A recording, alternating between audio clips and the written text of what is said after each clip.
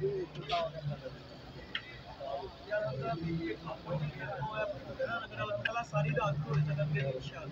वालेकुम नाज़रीन, मैं हूं आपका मेज़बान आसिफ अली और आप देख रहे हैं नूरे पाकिस्तान। इस वक्त हमारे साथ तहरीक लबैक पाकिस्तान लाहौर के अमीर सैयद नज़ीर शाह साहब मौजूद हैं। शाह साहब को बहुत शुक्रिया टाइम देने का। अच्छा, लॉन्ग मार्च जब से चला नई से नई चीज़ सामने आ रही है, जहाँ पर रुकता है लंगर भी वाफर मकदार में और 4-5 डिशेज़ होती हैं। कारकुनान को बड़ा तफरीह दी जा रही है इस हवाले से। जी, जिस मिशन के साथ हमारी वाबस्तगी है और इस्लाम की मोहब्बत दिल में लेकर जब बंदा मैदान अमल में उतरता है तो फिर उसकी नेमतों का जिस तरह नज़ूल होता है वो शुमार में नहीं आती, वो गिनी नहीं जाती।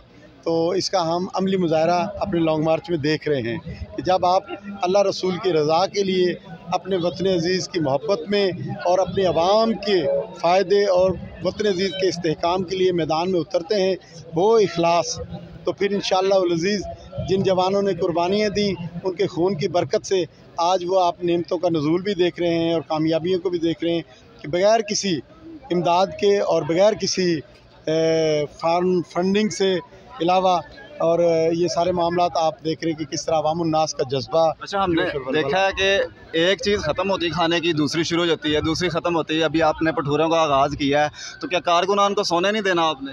जी, ये देखें, अब तो बेदार करने के लिए तो हमारे मीर मोहतरम मैदान अमल में हैं और कौम जब बेदार होगी तो इस्तेहकाम आएगा, खुशहाली आएगी और कामयाबी नसीब होगी। तो हम इनको झंझोड़ कर जगा रहे हैं दोनों तरफ से कि आपके तमाम मामलात का इन्हिसार आपकी बेदारी पर है, चाहे वो खाने के लिए बेदार हों और या पाकिस्तान की तरक्की के लिए बेदार हों, पाकिस्तान के इस्तेहकाम के लिए बेदार हों।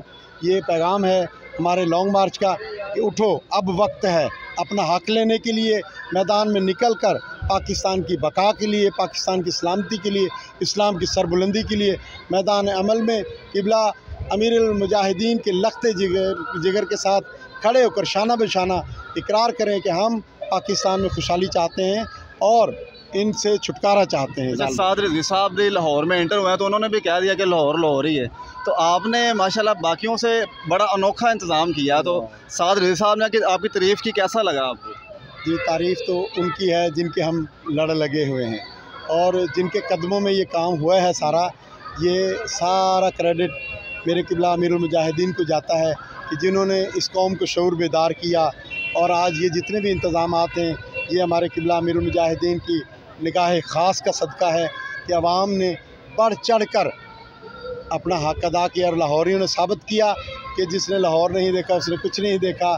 दाता की नगरी का अवामुन नास का जो जज्बा यहाँ देखने को मिला वो मुनफरिद था और हम चाहते हैं कि आने वाले वक्त में ये मुनफरिद अंदाज़ सियासी तौर पर भी नुमायाँ नज़र आना चाहिए। अच्छा, लास्ट सवाल है कि बजट जो आ रहा है, क्या समझते हैं तहरीक लब्बैक ने जो मुतालबात किए हैं उस हक़ में होगा या उसके मुनाफी लग रहा है आपको? और अगर उस हक़ में हुआ तो क्या लॉन्ग मार्च फिर मज़ीद आगे जारी रहेगा, क्या मुतालबात चेंज हो जाएंगे?